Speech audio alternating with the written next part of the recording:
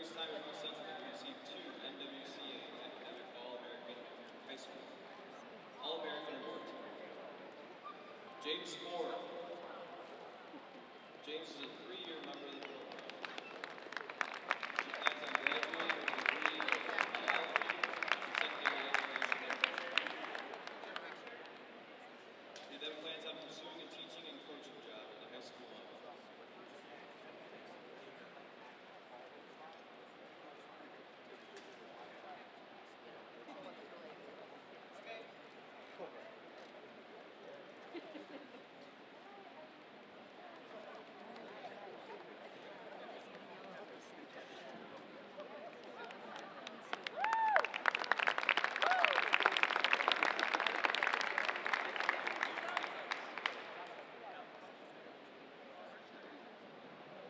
Danny Harris.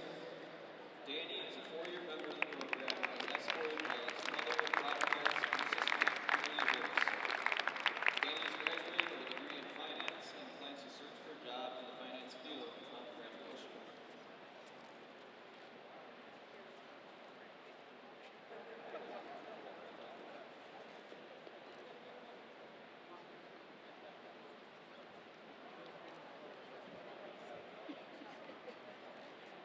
Evan Sneakley. Evan is a 3-year member of the program and escorted by his father, Howard. Evan plans on graduating with a degree in marketing and a minor in communications. Upon graduation, he plans on traveling.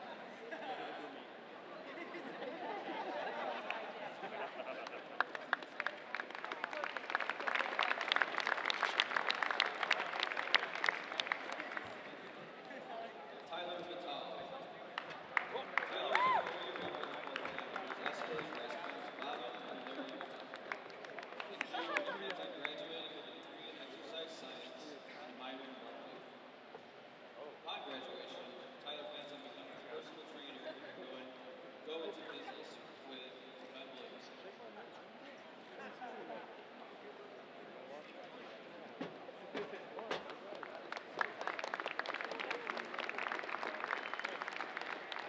Ben Williamson.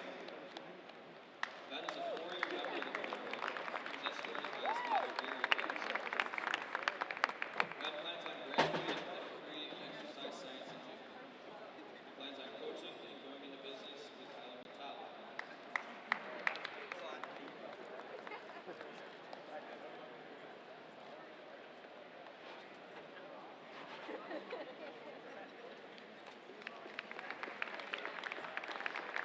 And last but not least, Noah Hauser. Noah is a 4-year member of the program and is escorted by Denise and John Hauser. He's graduating in June with a marketing degree.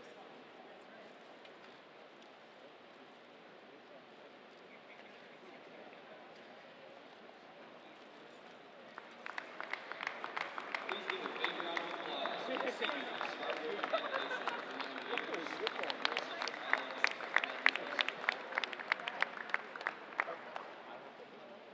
And now, the starting lineups for this afternoon. I'm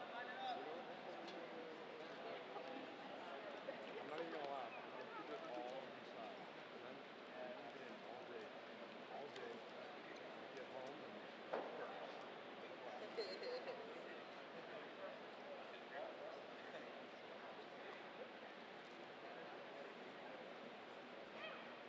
At 125 pounds, North Central Ian Mullen.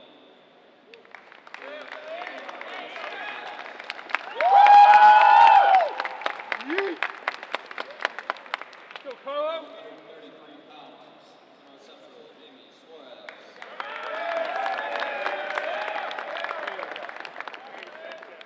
I don't really know anything right now.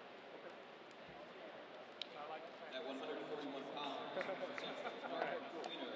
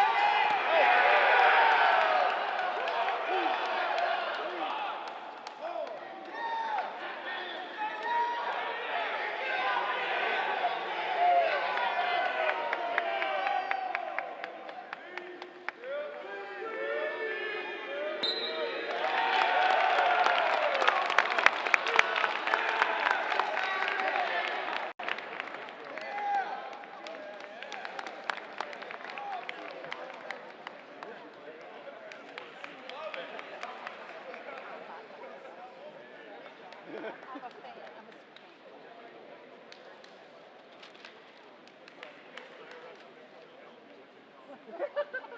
Which Mitchell? This one? Oh, yeah. Hey, let's get in after this, all right? Coach Bowie!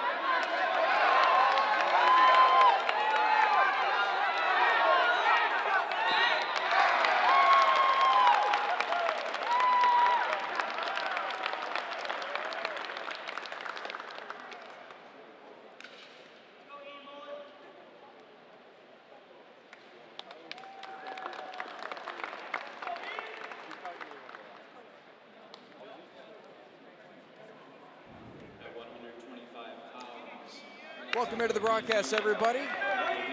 Here on NCTV 17, we're inside Res Rec. Inside Res Rec on the campus of North Central College, and interesting bout today with a conflict and a couple of the teams dropping out. We are both moving time and space to bring you this broadcast. Yeah, we went from a quad meet to a dual meet in a span of a couple hours, and still the big conference rivalry here between Wheaton Thunder and North Central Cardinals. We start with the 125-pound weight class. Welcome into the broadcast on NCTV 17 is Anthony Rink trying to put Carlos Fuentes on his back and nearly doing so. Kevin Jackman, Dan Birdie in for this. I'll turn it over to you, Birdie, as Rink looks to come out strong here. Oh, we got Ian Mullen here. Sorry, Ian Mullen, excuse me. We've got a big-time match to start the day. We actually have two really high-profile matches with some top-ranked wrestlers. This is the first one here at 125. Ian Mullen for the Cardinals. He is a junior transferred in from Harper, All-American JUCO last year. He's 19-3 this year against Carlos Fuentes, who finished second nationally in Division III at 125 last year. He's currently ranked number 3. Mullen off to the fast start, though. Mullen, a junior, came in from Harper College, which coincidentally dropped out of the meet today. They sure did. Lakeland also was supposed to attend, but with the snowstorm being what it is, both teams decided to play it safe and stay home. Yeah. Wheaton, obviously, such close proximity to North Central, able to make the short trip down to Res Rec, and here we are today.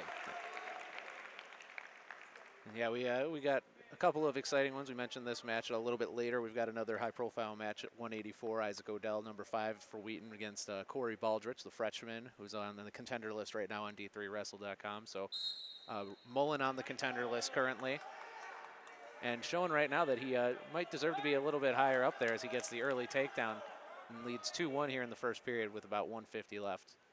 As we like to typically do, just give, for those of us who are, for those of you out there as first-time listeners, or if you're a fan of high school wrestling but aren't as familiar with college wrestling, a couple different rules. We have 7 minutes instead of 6 minutes in a match, so a 3-minute first period, which is why we're only at 1:30 right now left in the first period.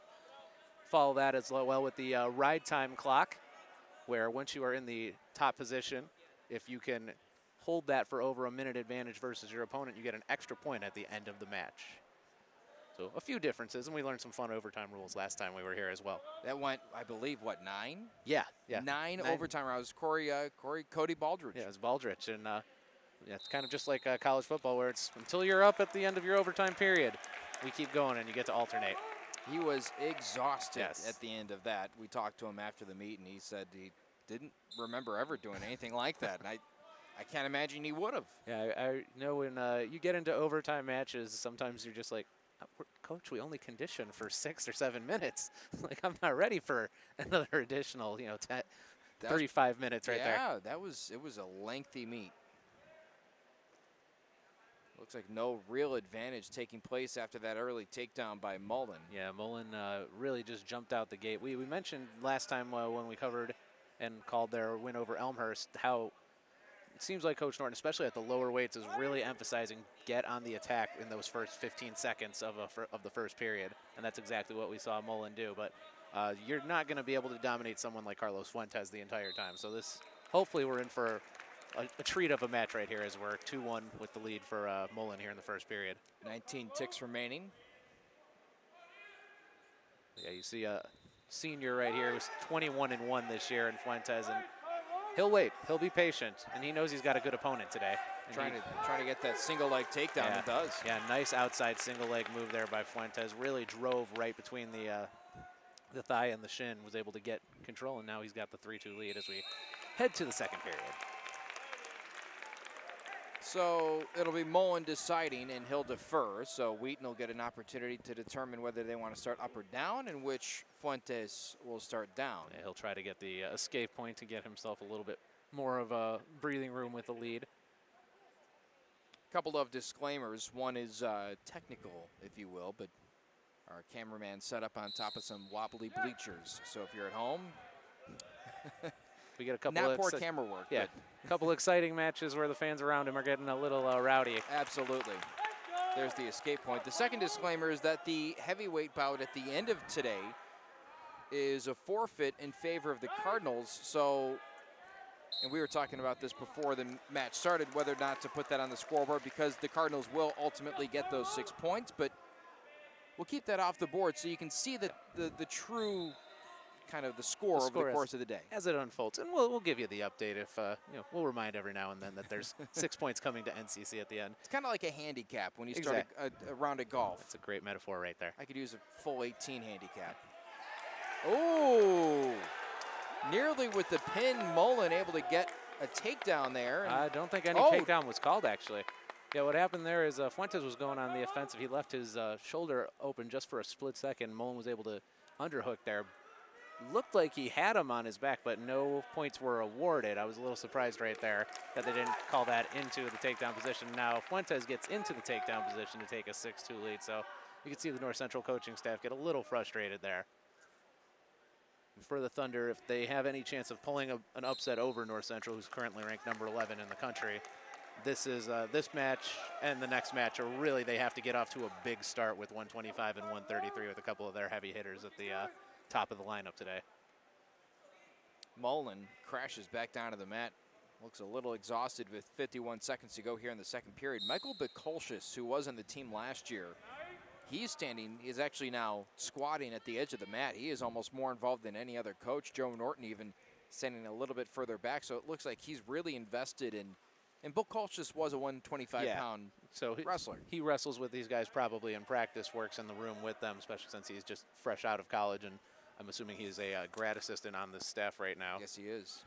So with Bukolshis, and Joe Norton knows all about that. He was a grad assistant right after he finished college under Kevin Bratland, so he was very involved in matches when he was in that position as well. So you have the guys that you work with, and we actually discussed last meet that we covered. Mullen actually didn't wrestle in that meet at 125 just because Norton has such a stable at 125 with a couple of former state qualifiers in the IHSA ranks that are from around the area, from Neuqua and Naperville Central, and Mo Mitchell and Shuji Mizuguchi. Yes. So very deep. That's got to be just a great area to look at when you have practice, when you have guys at that level. And then, of course, you have Mullen, who also had some state accolades in high school and got to the national meet last year, taking All-American in the junior college ranks for Harper. You mentioned this before, but coming into the match, Mullen 19-3. Fuentes is 21-1. Mullen trying to use the sheer power. It's not exactly working against Fuentes, the senior. And for Fuentes also, just that experience of getting to the national championship match last year at 125, finishing in second. Unfortunately for him, losing it, but that sort of experience cannot be taught. And there's the takedown technically for Mullen, who tries to flip Fuentes over. Yeah, still trying to wheel and deal. Yeah, Mullen got the leg. Fuentes went in for a whizzer and thought he was holding it, but Mullen really he's got a little bit of length in terms of his arms and legs for someone at that weight, able to use that to his advantage to wrap around and get into the official takedown position, cut it to 6-4. So we got ourselves a match here in the third period. Now here's an interesting decision, because with 109 remaining, Mullen needs points. Do you cut?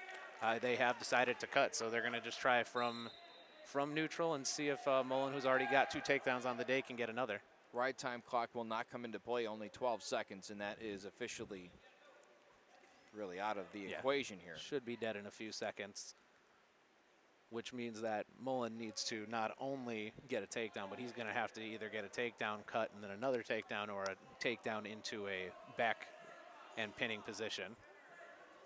He's got 43 seconds to work with. Yeah. And, we discussed hand control a lot. You're seeing really great hand control by Fuentes right now, and using the hand control to get control of the head and take care of the levels right there. So he's in a strong position right now where if he can get his hand loose, but they call it the stalemate, he could have wrapped around right there and kind of put the match out of reach. But we also discussed before the meet how you want Mullen to get the win, but if he doesn't, you'll be happy if you're Coach Norton just giving away 3 team points to a regular decision too. But he might actually get the win. A great takedown. Again, kind of similar thing. Fuentes kind of overextends on his whizzer trying to block the takedown, and there's the cut, so it's 8-6 right now. And we are, as I said, we're in a match with 10 seconds to go, so if Mullen can get a little speed, we'll see. Needs to quickly flip around Fuentes. He's got 3, 2, 1, nothing. So close. What a great third period for Mullen. But comes up just a couple of points shy. He had to cut twice, but 2 takedowns in that final 2-minute stretch. But right there, Fuentes, as we said, very accomplished wrestler. Actually, the first Wheaton wrestler to win the Pete Wilson invite since 2003, what I noticed on their website. These guys will see each other several times. They'll see each other probably next week at Pete Wilson. They'll see each other at conference, might see each other at the regional. And for a first match against a guy who took national runner-up to lose by 2 and actually have a lead for most of the first period, I saw Joe Norton as the match ended. He actually kind of applauded his wrestler's effort right there, because that's the positive steps where hopefully he could maybe spring an upset at one of those tournaments a little bit later in the season.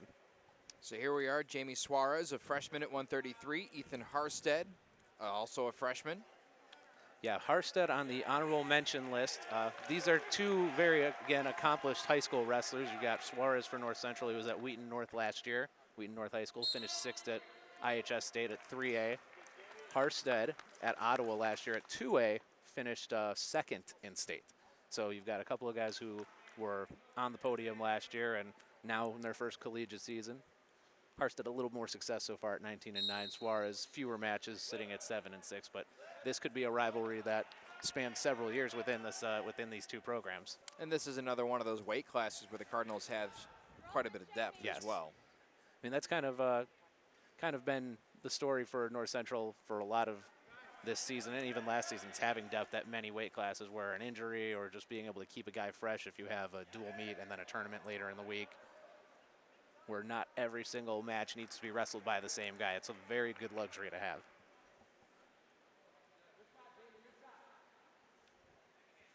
And again, we saw the early takedown by a lighter weight North Central guy in the first 20 seconds of the first period. So you can clearly tell that's something that's being stressed in the wrestling room every day. Come out, be explosive, set the tone for your match. And for a match where Suarez is on paper an underdog, but if you look at their accomplishments in high school, very similar. 3A is probably a little bit more difficult than 2A, so finishing 6th, first, second, very, very similar trajectories. So we'll see how this plays out. But great double leg there by Harstead. And he takes the 3-2 advantage with 1:15 to go in the first period. How about this setting? I'm curious to hear, is there any impact that you feel on the mat when you go from, say, the wrestling room, which is a pretty closed and confined space, to now in the middle of this residential hall that has 4 basketball courts, a full track, it's 3-4 stories tall. It's just more open. Do you feel that when you're on the mat? There's really very little in terms, there's maybe a little bit of a nice luxury with a little more airflow in a room like this versus the wrestling room or even over at Murner, where maybe that split second of cool air hitting you could give you a little freshness, but it's not going to make any difference for the most part. These guys, the squared circle is the squared circle to them. Interesting. I mean, and you get different environments when you wrestle at tournaments, too, when you have 4 matches running, and that's maybe where you'll see a little bit of difference. This is still very, very much feeling like a duel versus, a tournament where you have 3-4 matches, and sometimes it's hard for their coach you have to have a good coaching staff where you can balance some guys because your 25 might be going at the same time as your 33 in that regard. 8 seconds to go here in the first, and a single leg grab there. Really trying to turn it into a takedown. Really great level change move there by Suarez. He didn't finish it, but that might bode well for him in the upcoming periods here as we move into the second. Again, want to reiterate the fact that the Cardinals were supposed to be hosting a quad today, but because of the snowstorm, Lakeland and Harper dropping out, it is now a traditional duel between longtime rivals Wheaton and North Central. Yeah, we like to always remind how the CCIW has expanded a lot in wrestling over the last couple of years to 8 teams now, but for a long time it was just 4 teams. These are 2 of the 4 teams that have been in the CCIW for a while, along with Milliken and Elmhurst. North Central coming off of a very big win against a ranked Milliken team the other night as well. 24-19 the final there. That's huge. Yeah, a lot of star power on that Milliken team, and it's going to lead to a very interesting dynamic at the conference meets. They have 3 guys in the top 10 in D3 wrestles ranking, but North Central has a lot more depth probably at different weight classes. In a duel, that's going to benefit North Central. At a tournament, if you can have 3 guys taking first, then we've got some interesting things, and that will be coming up in a couple weeks right here on campus. Yeah, it's going to be exciting stuff. 1:15 to go here in the second period. 4-3 after Suarez started in the down position, was able to escape, take the lead. We mentioned the Milliken star power. There's some star power on this team too. We just saw with Carlos Fuentes and a little bit later with Isaac Odell, which also will make for really interesting dynamics when you get to that conference meet in a couple weeks.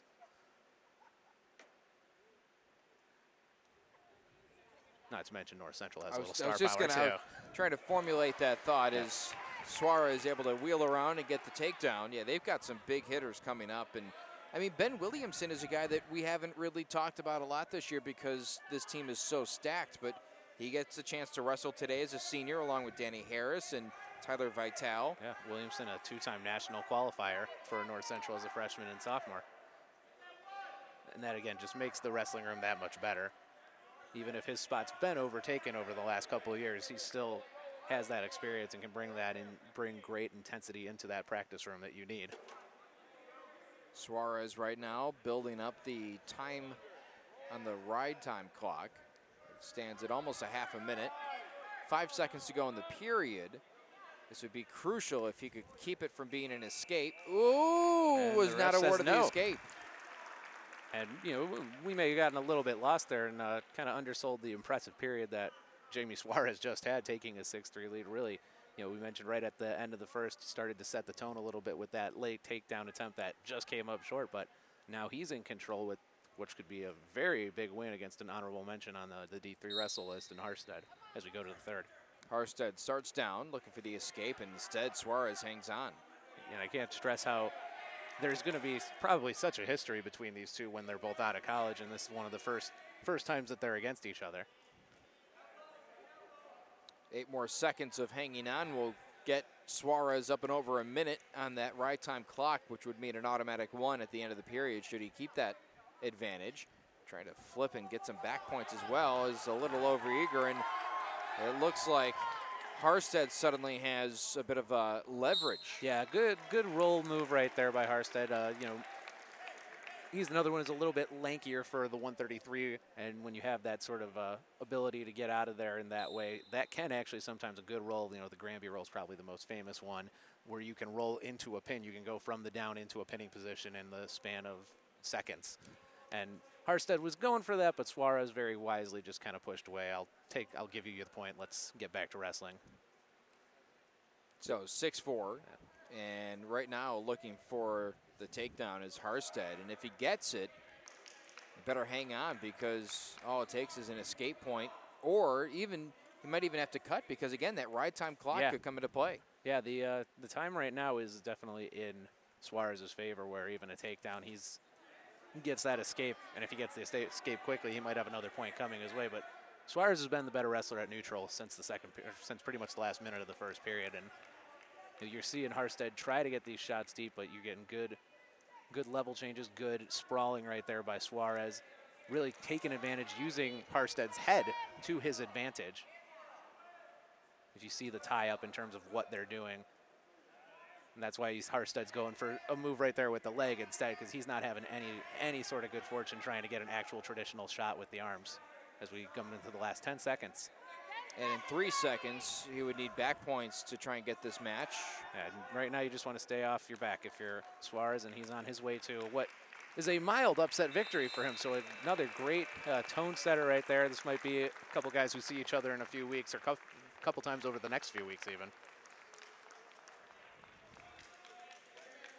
So a nice performance from Jamie Suarez, the freshman from Wheaton North, and now we turn our attention to 141, Mark Fleener and Josep Lee, a couple of juniors. Yeah, we've got Fleener, who's really starting to become a little bit of an up-and-comer. He had a little bit of trouble with Williams over at Milliken the other night, but when we saw them about 11 days ago on our airwaves, Mark Fleener scored a big upset win over McAuliffe from Elmhurst, who's still ranked in the top 10 despite that loss. And Fleener kind of controlled that match, too. It wasn't just kind of a fluke win. As, again, we see first 15 seconds, using the aggressiveness, using the legs right there. You can see he's trying to drive the left ankle, maybe wrap one of the legs around, and then spread out Lee so he can try to get some back points. Lee's, I think, trying to get out of bounds. Yeah. Fleener trying to keep him on in. Right now, Fleener's doing everything he can to keep him in. It looks like they might go off in just a second. Fleener just puts the foot back in, though. Really, really good. Really good awareness of where you are on the mat. And the good news is that when you're inside Res Rec, even if you spill off the mat, which they almost did right there, it's not hardwood. This is kind of a composite floor. Certainly not something you want to hit too hard. Yeah, still could be a little knee scraper, but yeah, not as painful if you land the wrong way. Yeah, Fleener looks strong in the early going. Yeah, Fleener's kind of testing the levels right there. Lee tried to go lower on him, and he said, no. Good sprawl, good wraparound, little three-quarter Shuck Nelson move right there. And he gets another takedown, so this could be a dominant match for Fleener.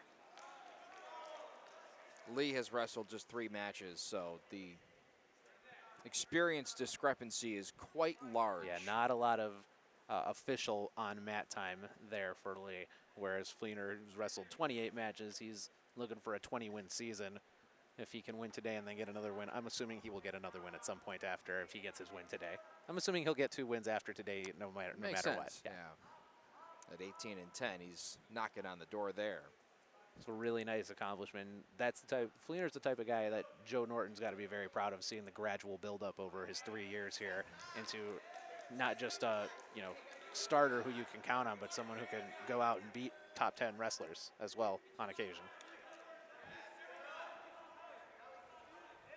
Fleener trying to find a way to get some sort of leverage and turn this situation into maybe back points or a pin. I said in the first period it looked like he was trying to set up the legs. He has the legs set up right now, so he's got his left leg under Lee. So what you're trying to do with that, and you're a tall guy like Fleener, that's a type of wrestler you want, is you can use the leg to kind of spread out your opponent, get them off balance, where then you could maybe attack another zone to get them to their back.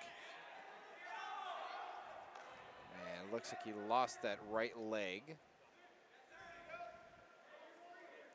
Yeah, he's driving the head into the shoulder, so he's looking for maybe some sort of a traditional, might even shoot for some sort of a cradle. Ref calls a stalling warning here on Lee.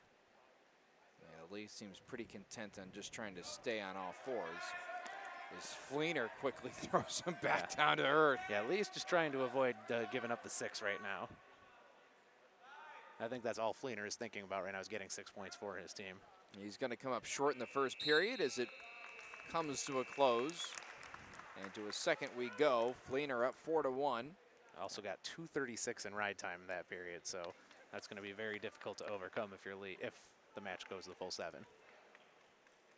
That is all but 24 seconds of the first period. That is something you really hardly ever see. Yeah, not at the collegiate level. There's not that much dominance, but again, a guy who hasn't wrestled a lot of matches versus a guy who won 19 last year, sitting at 18 wins here in January still of this season. So Fleener starting from the down position. Lee looking a little bit more comfortable. Fleener now flailing on his back, trying to avoid back points and maybe even a pin. Yeah, Fleener, it's interesting to see what he's trying to do. He's working to the base, but he's not attacking right away.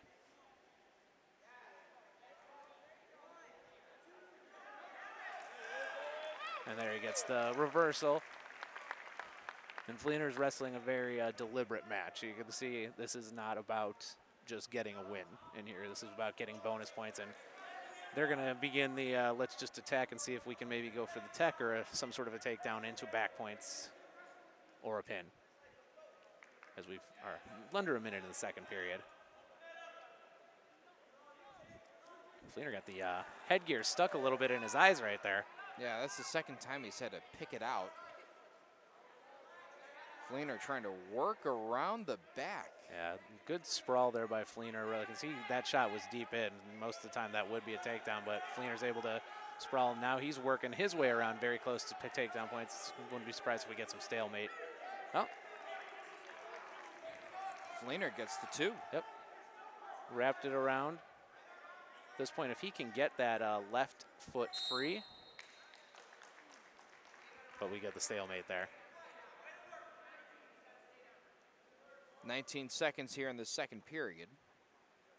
Inside the Res Rec Center on the campus of North Central College, you're watching Cardinal Wrestling on NCTV 17 taking on the Thunder. What was a quad, now a duel. What was a 4 o'clock start time for this particular matchup started at 2. Thanks for joining us. An interesting reasoning why, because you have to start after, can't move a weigh-in, and you have to start a specific time after a weigh-in when you have a head-to-head meet, whether it be a head-to-head in a quad or a head-to-head in a duel. So moving the time up, and that was precisely the reason that was given to us as the second period comes to an end. Was the weigh-in was scheduled with Harper at 1 o'clock. Yeah. They were going to play Harper, match up against Harper at 2 o'clock. So because that weigh-in cannot be moved the day of, this particular match shifts up 2 hours, and here we are. Yeah, and I believe at the same time Wheaton was going to be wrestling Lakeland. True. And then Harper, rotate as you do at a quad.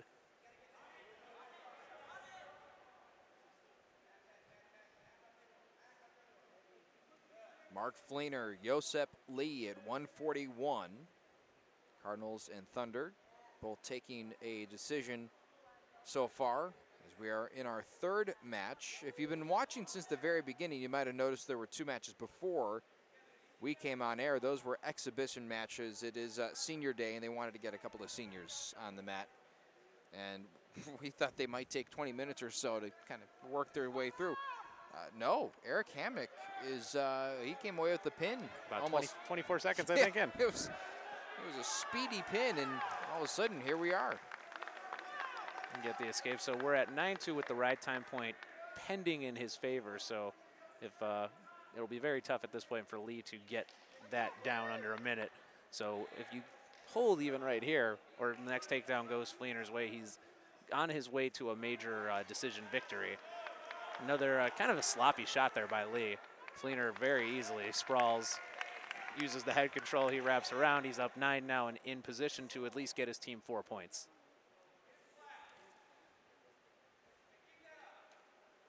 Where if you're Wheaton, you really want to see a little bit of extra fight out of Lee to try to get that escape and give himself a chance to avoid the major decision. But Fleener's just been so dominant when he's gotten Lee into the down position today. And it looks like right now he's trying to work both the upper and lower body. Yeah, he's looks like he's sunk the legs in again. He's got about 15 seconds, so be pretty tough to get the pin at this point. But an overall just dominant effort by the junior from Plainfield South.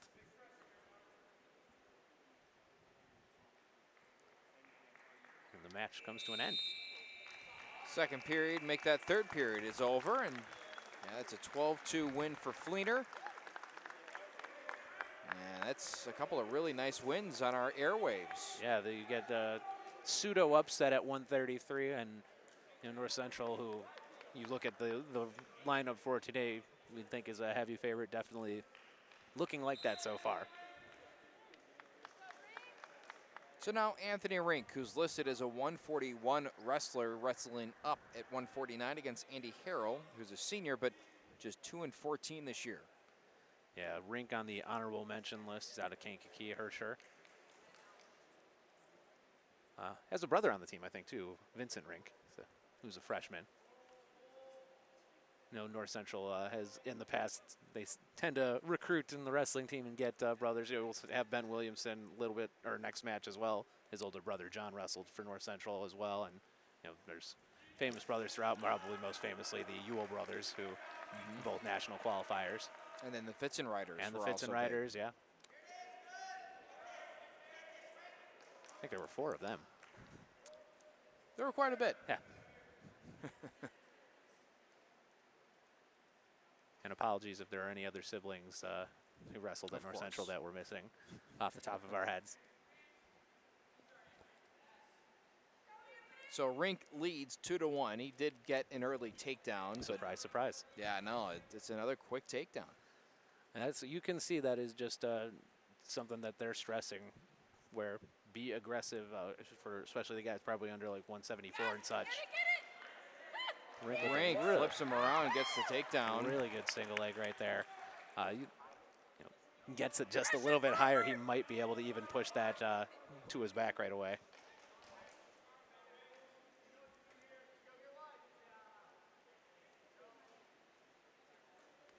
Pretty solid move there from Harold to try and get to his base, and then all of a sudden he gets topsy-turvy. Well, it was a good stand-up attempt. The problem is Rink, if you can see, has Harold's left arm just locked and loaded right there. So you can try to stand up, but you got to get all 4 limbs free if you're going to be able to do that. And if you make the attempt very boldly, you leave yourself open if you haven't gotten all 4 of those free, and that's what happened right there and earned Rink a few back points. So now 8-1. 41 seconds on the ride time clock, 1:01 on the first period clock. Oh my. Rink doing very similar work right there. And he gets him to his back. Nice little stop roll under right there. And he gets the pin. What a wrestling match for Rink. Utter domination. Yeah, holy smokes. Pin comes at 210 again. Just using that left arm against him, and you got to get all 4 of those limbs free if you're going to try to avoid that. So this is turning into the type of meet that you want to see from North Central if you're one of the top teams in the conference versus one of the more middle teams of the conference. It's crazy to think of Wheaton as anything other than one of the elites in any sport. This has always been that they've had some All-Americans and they've had some great things. I mean, Fuentes last year in particular, but this is the one of the sports where they've never quite overtaken. You've had some runs where Elmhurst was the dominant program, North Central's been a little bit dominant here and there. Milliken's really come up the last years, and Wheaton has had some years. I think they may have won conference a couple of years back, but they've never had the sustained dominance the way you've seen from North Central or Elmhurst for a 3-4 year period. So now on to Ben Williamson, a senior at 157 against Cale Manley, a freshman from Hawaii. Boy, he must be really taken aback by these past 2 weekends. No kidding, right? Ben Williamson, the senior, 2-time national qualifier his first 2 years here. Had a little bit of dip in production the last few seasons, but still sitting at 13-8 on this year. I've, in my time back when I was working at NCTV, saw a whole lot of him in high school at Naperville Central as well. And I've mentioned using length and height to your advantage, and that's a Ben Williamson special. He also, having watched matches of his over the last 7 years, is someone who he will not let you set the tone of the match. You are wrestling his match. If you want to make it a fast match and he wants it to be slow, it's going to be slow. If he wants it to be fast, he'll let it be fast. Off to a pretty blistering start. The Cardinals have gotten the first takedown in each of the 5 first matches. Yes. Ride time clock is escalating.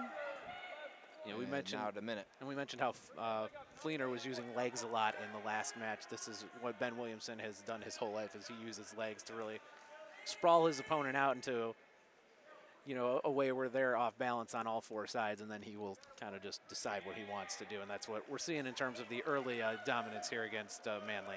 Stall warning against Manley, who's just a freshman. It's tough as a freshman coming into a place on senior day against a senior, against a person with the pedigree, quite frankly, that Williamson has. Yeah, very experienced senior too. So we actually noticed that in a few matches the last meet we were here against Elmhurst, where both Elmhurst and North Central had some senior versus freshman matches where on paper the freshman may have looked like the better wrestler, but sometimes experience just wins out in those sorts of situations.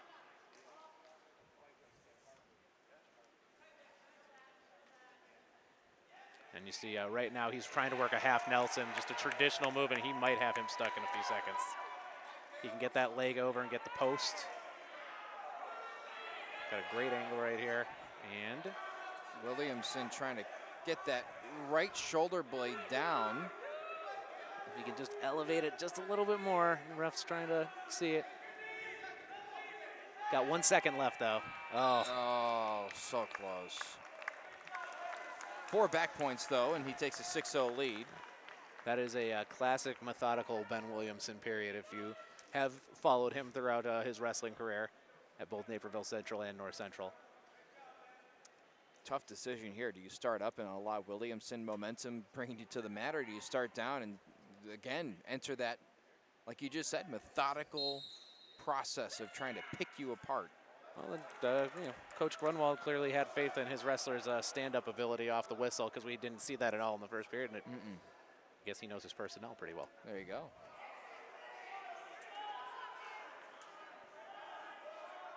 Williamson looks like he's just sizing up his opponent right now. He'll wait. He'll wait for you.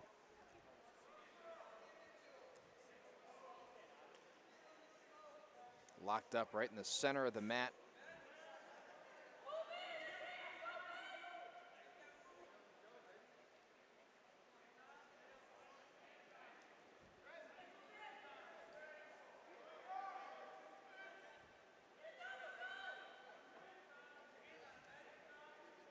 And yeah, we've talked about the depth at specific weight classes, and this is definitely one of the big examples here at 157 this year for North Central, where they just have a plethora of options. To the point where, again, Williamson is no longer the focal point at this particular weight class. Locked heads again, they both release. 45 seconds to go here in the second, and all the scoring has been done by the freshman Manley on just a single escape point. Yes, great stand up right away, and now they're just kind of playing cat and mouse. You know, seeing a little, at least encouraging to see a little bit of, you know, his conditioning probably working out for Manley just to make this a little more interesting here in the second period where he's not succumbing to the way Williamson likes to do the methodical approach, but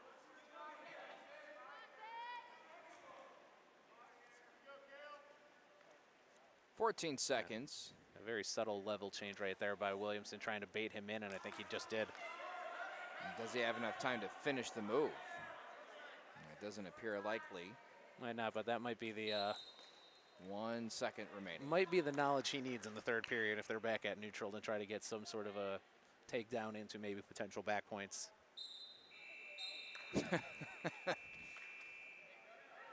Williamson opting to start down.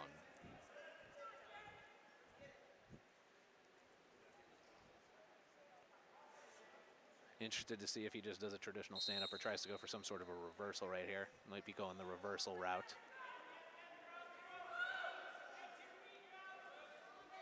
Yeah, he doesn't seem too keen on just trying to pop up right now, does he? No, he did just try, but and actually I was going to say, probably wiser if you're Manly, just let him go. Because if he wraps those long arms around the leg, he might be able to do something where you give up 6 points for your team.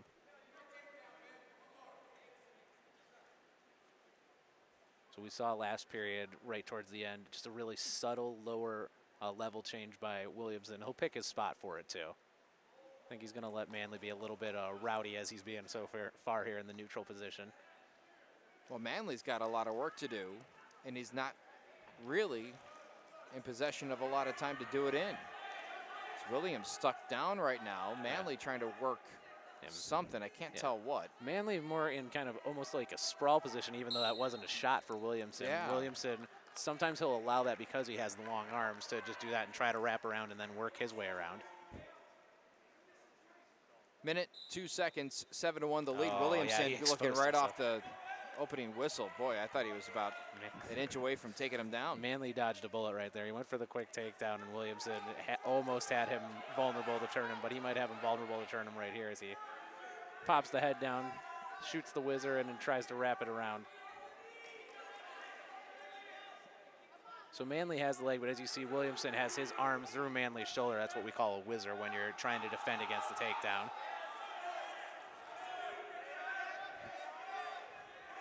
A lot of instructions being called into Williamson. Yeah, Williamson looking to clear his left leg. That's kind of the key right now, if he can get the hold. But just go with stalemate right there, and we'll try again. 18 seconds. They'll start at neutral. Looks like NCC's on their way to a major decision. No, maybe not. No, take that back. Unless he gets a takedown here. Yeah, he needs the takedown to get that. 9, 8, 7, 6, 5, 4, 3, 2, 1. What a nice win for Williamson on senior day.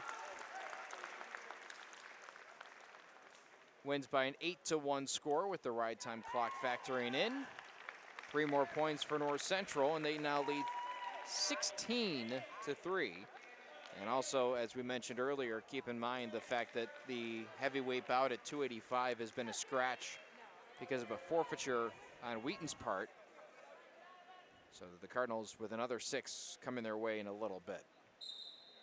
Here we are, 165, Danny Harris, a 17-7 senior against Jonathan Huggins, a senior at 165, 13-6. Pretty evenly matched up as far as records go and some of the seniority-wise. Yeah, it should be you know, if you look at just the results, should be a somewhat even match, and Huggins gets a really good shot right there. And first time all day that Wheaton gets the early lead, but very quick stand up there by Harris. He's just not going to stay down for long. Harris has won Wrestler of the Week already this season. A native of New Lenox. And now you see the battle for hand control. That little bit of extra juice you have at the beginning, the adrenaline flowing. It's going to slow down now, especially with the 7-minute match that you have in college. Minute has gone by, 2-1 the advantage. And Huggins. Yeah, the arm control working in his favor, but to get out of it. Tries taking a shot there. Harris's turn, no. Yeah, very good cat and mouse game going on right now. Both kind of lowering and threatening to take the shot and be like, I don't know that that's going to work. I'm going to take the step back here. That's kind of the advantage of seeing two collegiate seniors against each other is they know it works, they know it doesn't, and it's just a little bit more intelligent in that way, what you see on the mat.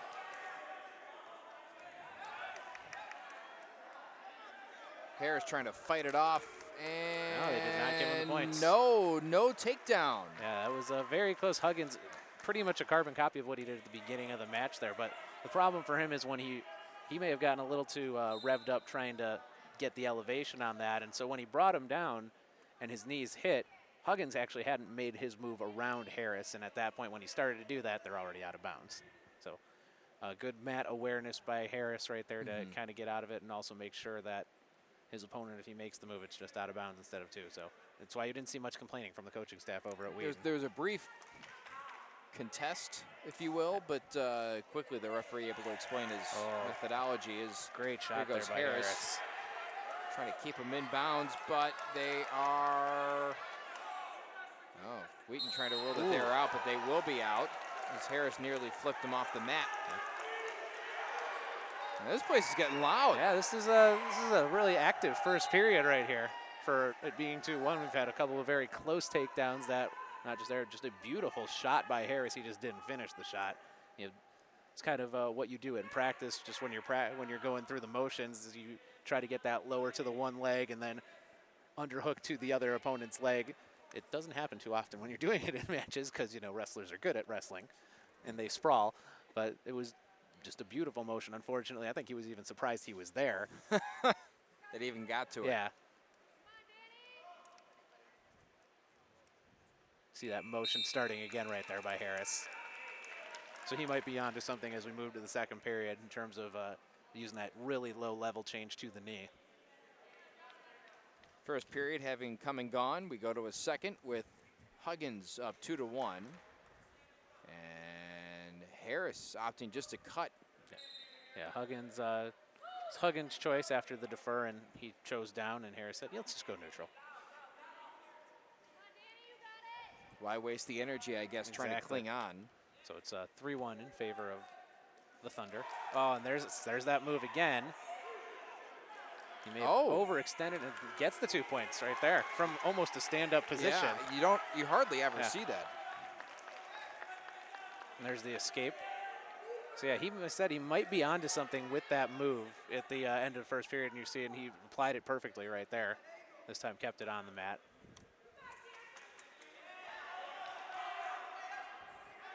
Oh.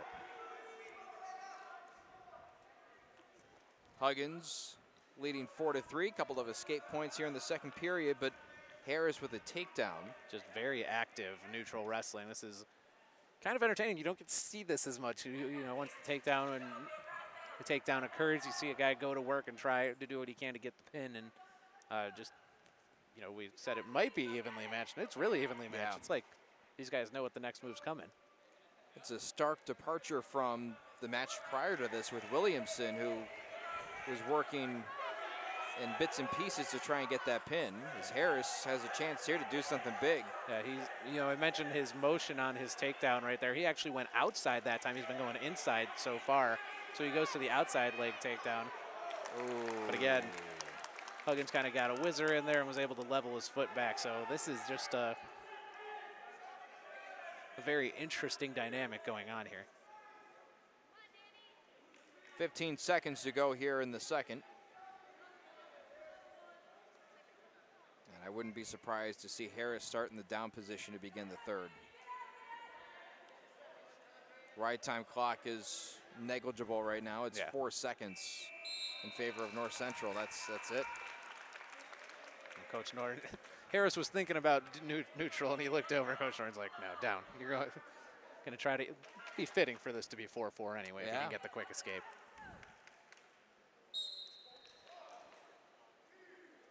Harris looking like a wheelbarrow right there. Yeah, good drive right there by Huggins.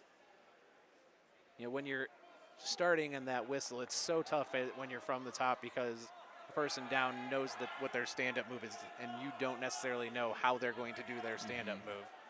And he guessed right, grabbed the right leg, but Harris has worked his base right here. If he can just clear the hands, and he does that. 4-4. Minute 30 to go here in the third period. Harris and Huggins. Looks like they almost shook hands there for a second. It ain't over yet. Let's see, Harris has been definitely the more active wrestler in the second and third, and as soon as I say that, you see a shot attempt by Huggins, and he gets the takedown. For a brief moment there, Harris had a chance to do something. His sprawl looked like he might be able to even move Huggins to his back, but he overextended himself a little bit, and Huggins was able to roll through. So now you want to see if Harris can get back to the base like he did right at the beginning of the period and work to that motion that we've been seeing that's been so effective. And he wants to get out of it in the next 15 seconds before the ride time, and he does just that. So now a 1-point match, 42 seconds remaining here in the third, and Res Rec getting louder and louder. And the senior come through on senior day. There's Harris. that single leg. Yeah, the inside single leg's been what he's done, but he might even want to try the outside. He almost got a takedown in the second period with it. But he's got to unlock right now and get out of this position. 20 seconds remaining is the heel pick attempted by Huggins. Not a very forceful one. Harris trying to flip him around. 10 seconds to go. Harris has to do something here.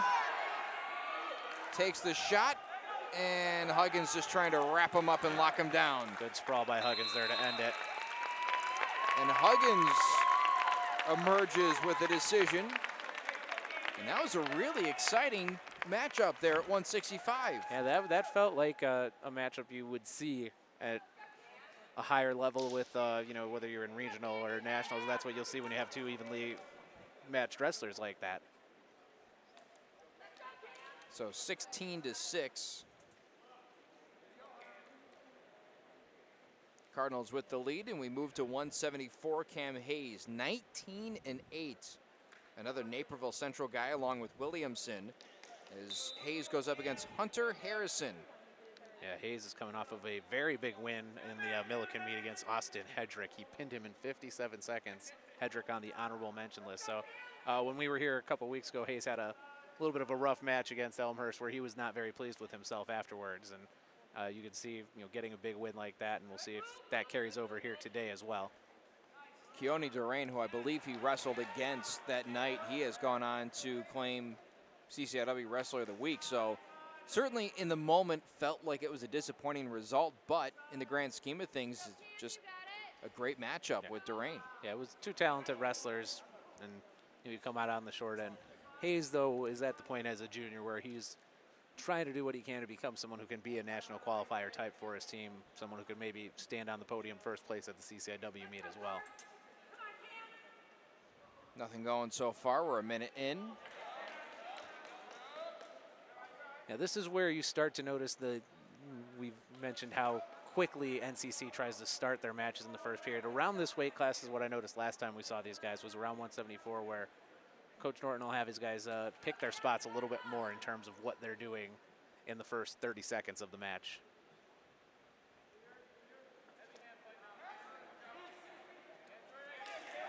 Oh, Hayes was thinking about a throw move right there. And a stalling warning against Wheaton. Yeah, Hayes has definitely been the more active, trying to, get the head, grab the head and work that positioning to set up the level changes into a takedown.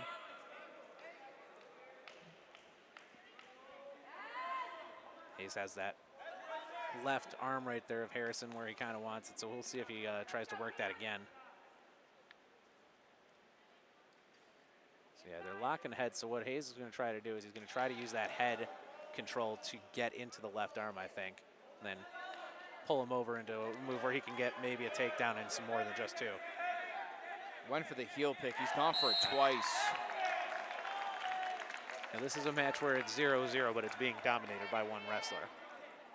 Yeah, really no attempts to take anything away as Harrison. And that's the beauty of this sport, is you can have a 0-0 match and be like, well, this guy just has dominated this period. And yet you still have a chance if you're in Harrison's position where it's like, oh, it's still 0-0. 38 seconds to go. You hear the coaches right now, they're yelling, you've got to get your head position right, and that's exactly what Hayes has been dominating in. He's had a hand on the back of his head, his left arm there, trying to set up and pull the arm. I think he was having more success pulling on the left arm of Harrison in the first couple minutes. Right now he's pulling on the right arm, so we'll see if maybe he's just doing that as kind of a bait and switch type setup. Goes for the single leg grab as Harrison just keeps trying to get out of bounds. He does have a stalling warning against him already, so we'll see. When you get a stalling warning in the first period, that's not a good sign, because if you get enough, it's a penalty point. So we'll see if that ends up playing out at some point in this match. And that'll mark the end of the first period. And Hayes, like you have mentioned numerous times, appears to be very dominant over Harrison. He very eagerly selects to start from down to try to get that early lead. Good stand up there by Hayes. If he can just clear the right arm, he's in good shape. He might even get reversal. He'll get the escape point.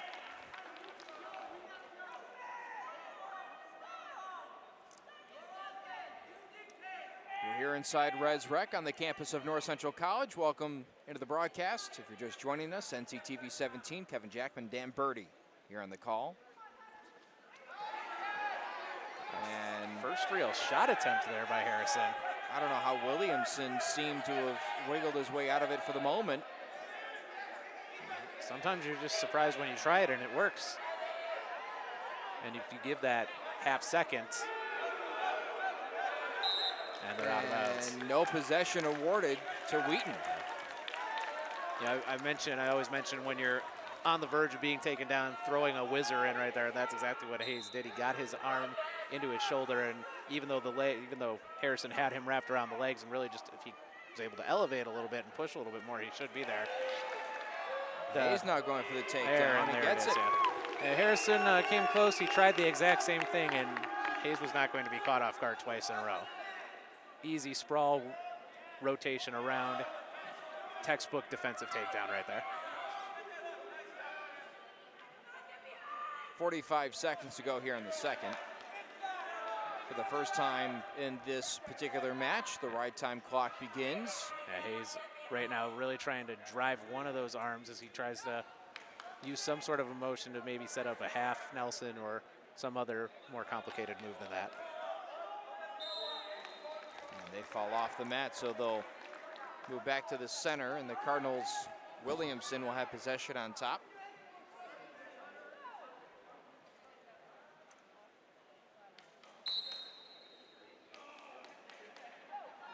Crossface there by Cam Hayes, trying to set up again, grabbing that left arm, or this time the right arm actually. He has decent position if he can get a little elevation. Unfortunately, he only has 10 seconds right now. 5 to go. Ride time clock will be at 53 seconds as we enter the third. Interesting decision here for the Wheaton coaches in terms of where they want to start. They're going to go neutral. No, they're going to start down. I thought it was going to be neutral. Yeah, they were both as well. lining up there for a second. Surprised by that? A little bit, because Harrison got one really good deep shot in the last period, and he at least attempted when he got taken down. So he was starting to get a little bit more momentum from neutral. And now it gives Hayes the chance, and as we go over the 1 minute in ride time, to work that clock up. But you also want your escape point, and you're probably going to be down one either way. Harrison nearly escaped, and now he does.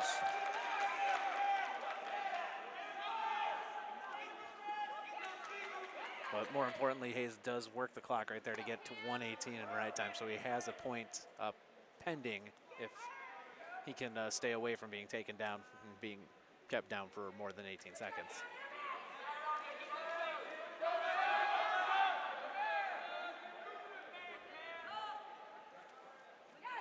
Now, these middleweights, we've seen a couple of some impressive conditioning here by the Thunder in terms of not just rolling over and dying in the third period, as sometimes you'll see when you're facing a better team like North Central.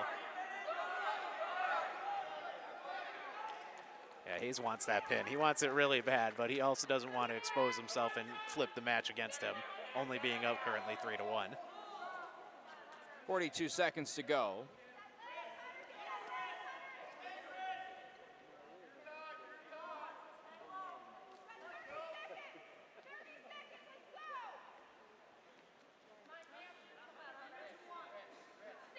And yeah, at this point, Hayes is, I think he's waiting to get a defensive type takedown as he did earlier. He's saying, go ahead and shoot on me if you want. I'll be ready to sprawl and rotate around you. Which is what I think he's going to try and do here. Precisely is. I love when I do that. Ooh. Yeah, some good rotation, but ultimately, stronger wrestler scores the victory. Cam Hayes, 5-1 decision. Actually going to be 6-1 with the right time clock.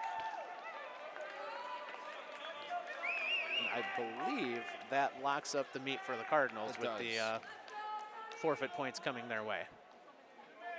Moving forward to 184, Cody Baldridge, and I know this is a guy that you like.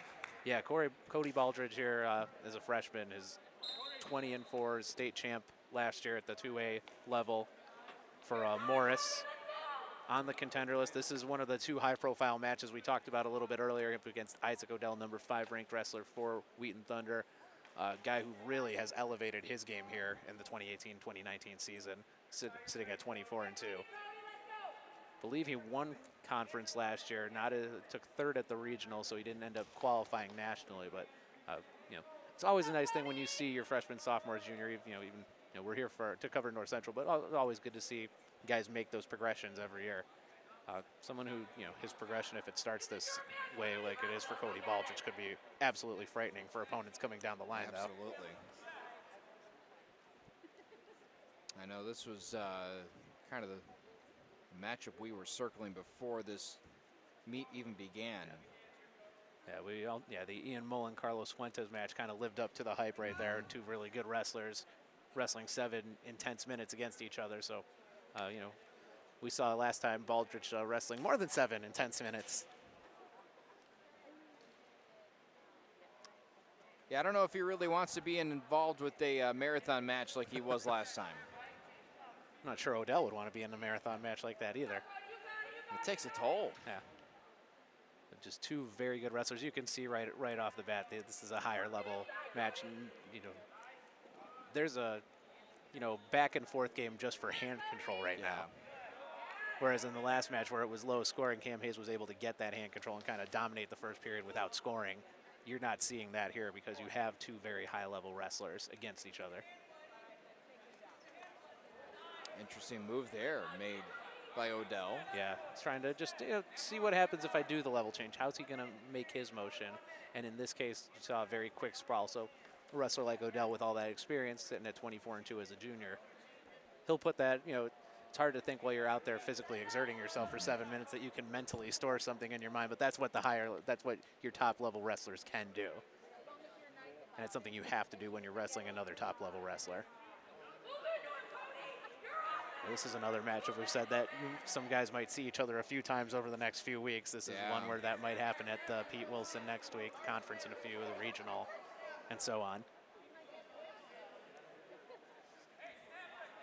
Odell keeps trying to swipe at that leg. Yeah, Baldridge, what I noticed the first time seeing him against Elmhurst is just how wise of a defensive wrestler he is. He's not going to make your 2 points easy. And don't take this as an insult, but it doesn't also seem like Baldridge is one of those guys that'll go on the offensive and will get 6 points often. I think he's more of that kind of grinded out type of wrestler. He'll, I mentioned earlier how over the years covering Ben Williamson, he'll make you wrestle his match. That seems the type of wrestler Baldridge is so far in the few matches that we've seen of him. Baldridge opts to start in the neutral position, so he opts against the escape point. Very interesting decision. So Coach Norton must have seen something in that first period where he felt like Baldridge has an advantage doing it this way. Crazy to think he has an advantage over a guy who's 24-2. Well, he's at 20-4 too.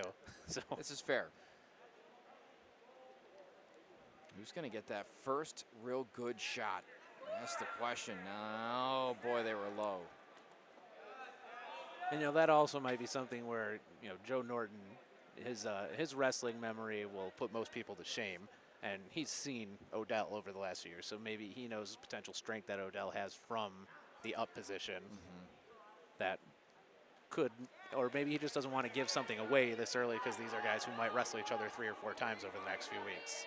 That's fair as well. Why try and employ your full arsenal if you've got more battles to come?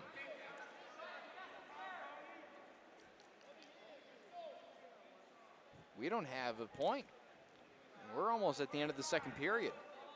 And neither has really gained an advantage in terms of what they're trying to do from the neutral position.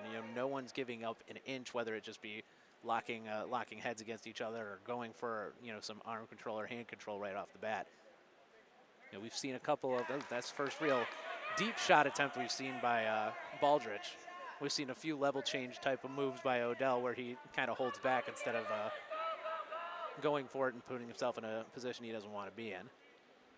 It's been almost a pure 5 minutes in the sense that there's been not a single whistle, stoppage. Yeah. There's no stalling going on. No. I mean, you're seeing, when he's going to try to lock the head, Odell, the anticipation there by Baldrich is he's not even letting him touch his head. So we're in for something interesting here in the third period. It looks like Odell will start in the down position to try and take the lead. And right away, Coach Norton says, cut him. Give him the point. Take 2 minutes, try to get the win.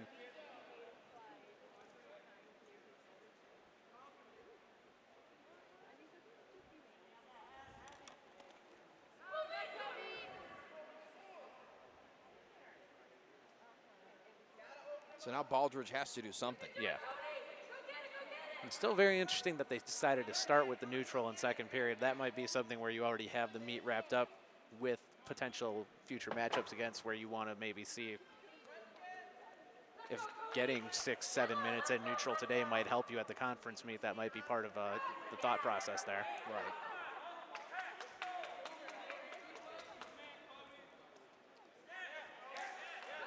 Very interesting there. Another good level change by Odell. Defended immediately, and Baldrich got a little more active than he has on the pass right from the sprawl motion. Ooh, had his back turned for a moment, and some fireworks here. We are under a minute here.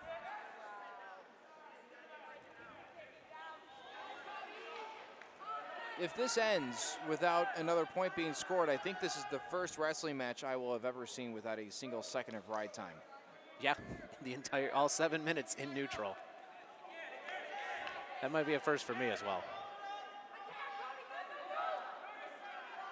Half a minute to go.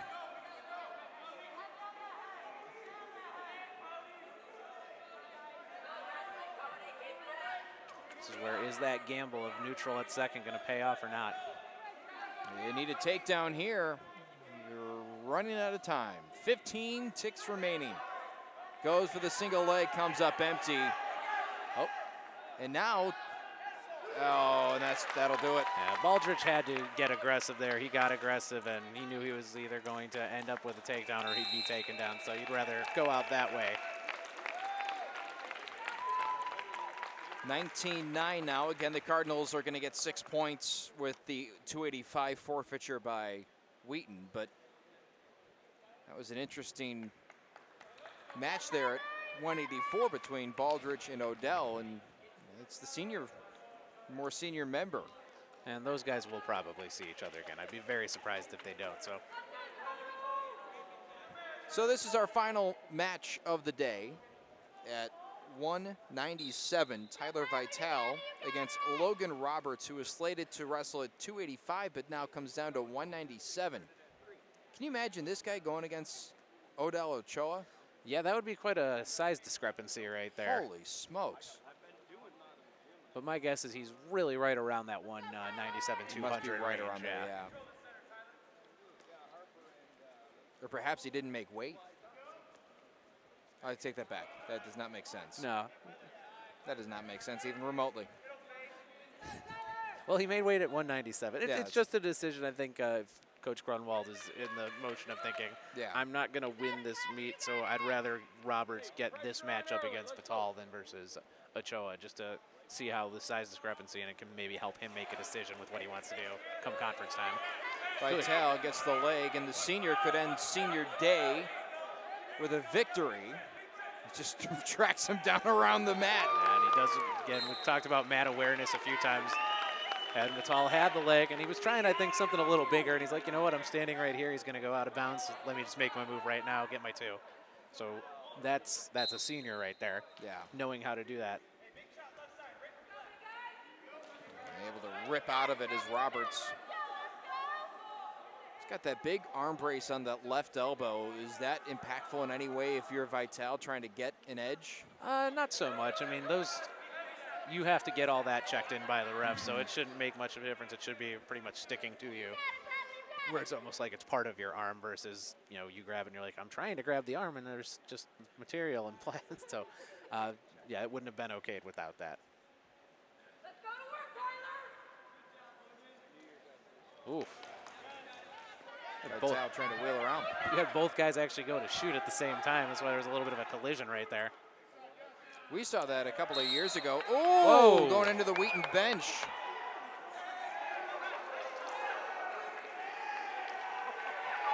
Coach Grunwald going to settle his wrestler down. Believe they gave a penalty point. They right did there. to Vital. No, the penalty point went to Roberts. Sorry, right there. against Yeah. Vital Yeah. is what I meant. Yeah, the for against can just get very confusing when Yes. you're discussing wrestling. Curious how that changes the dynamic with Roberts now fired up and clearly upset with that last sequence. And right there, Roberts kind of got a little chippy out of bounds. Right in front of the Cardinal bench, and I can- Vital went, how about that? I can understand the frustration to a bit, but you got to be a little bit more composed. And that lack of composure just showed right there. Vital trying to bury his opponent. Gets the takedown and now working towards his side of the mat. Yeah, he's looking to wrap one of those arms up, use that to spread him out to his back, try to get some back points, but 4-2 lead for Vital. And I think maybe the little chippiness over by the Cardinal bench right there may have worked mentally in Vital's favor, because he just kind of did a joking like, hey, I got a penalty point. Can he get a penalty point too? Yeah. And Roberts was still just a little bit too fired up and made a sloppy shot attempt, and Vital said, thank you for that sloppy shot attempt. I will take my 2. Vital's got a leg and an arm. Yeah, he's really driving right now. Holy Yeah, smokes. he's got the crossface around with his left arm right now, so he's trying to use that and drive the leg into something that can be just an embarrassing type turn to the back. 4 seconds to go on the clock here in the first period, and it will come to an end. This is a bit of an intense match here. And that elbow brace seemed to have slipped off the elbow. And is it bothering Roberts is the question. See if we make the adjustment right here. It looked like Vital at one point kind of tried to chop that arm when he was in the controlling position. Well, again, this is where it's actually a good thing you asked that question earlier, because these all do these sorts of if you have a brace like that, it does have to get okayed, and the ref has to check it upon at the time of the weigh-in, and you have to show that this will not impact positively for me versus my opponent in any way.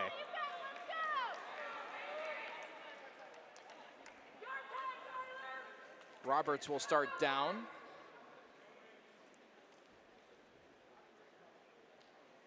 A little bit of a caution right there. Just got a little too eager right there by Vital. Again, goes for that ankle grab. And Yeah, really good. Some textbook wrestling from the up position right there. Does a good job grabbing the stomach and driving. You want to pick an appendage you're going to go after, arm or leg, when you're in that up position, just to try to get control from there and at least buy yourself a little bit of time instead of giving up the always momentum killing or deflating escape within the first 5 seconds.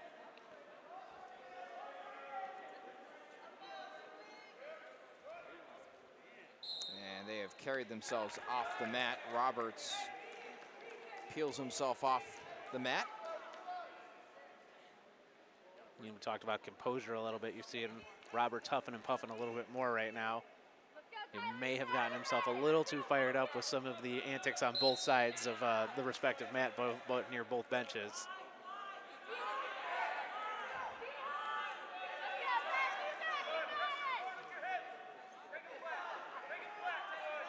Vince Pizzo, the other GA, on the edge of the mat. He's been wrestling Vitale for a while. He's barking instructions.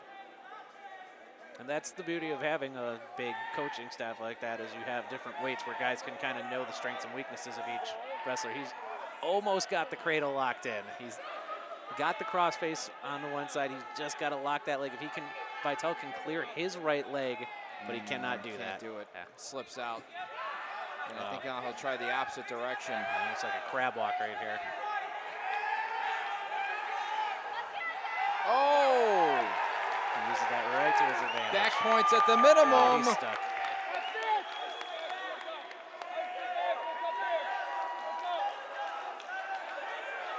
And that'll do it.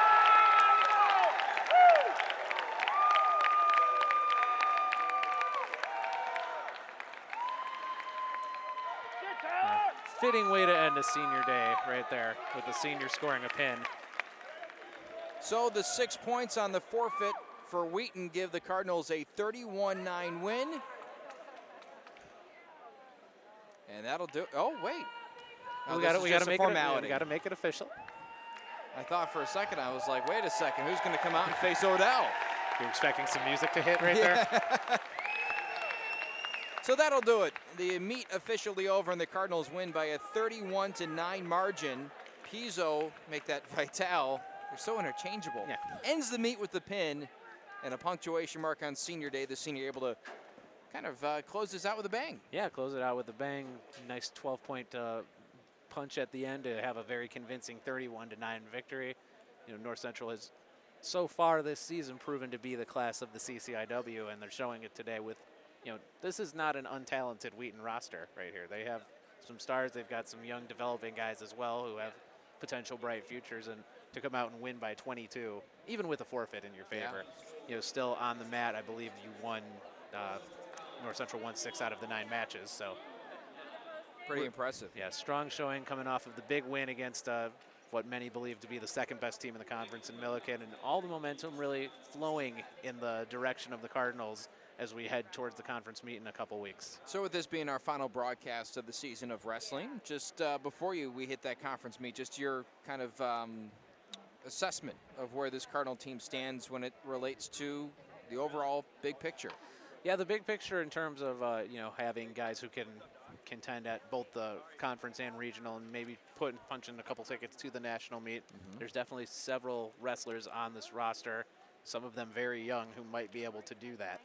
And seeing how they defeated Milliken the other night, seeing what we did against both Elmhurst and Wheaton, it looks like they should be going in as the favorite. But tournament wrestling is a totally different beast than dual meet wrestling. This is without a doubt the best dual meet team in the CCIW. The question is, with some of the star power on some of the other teams, specifically on Milliken and Wheaton, maybe even Elmhurst a little bit, can your depth prove to, even if there's a star over on Milliken, can you get that second place in those points? Can you get the third place points if there's a few good guys at a weight class? And so we'll see that, and that definitely bodes well in their favor for the North Central Cardinal Wrestling over the other teams. Well, we're excited, and you better believe they're excited. But thank you so much for tuning in. A couple of broadcasts down, and we'll see what they can do at the conference meet. Alongside Dan Birdie, I'm Kevin Jackman. We'll see you for basketball next on NCTV 17.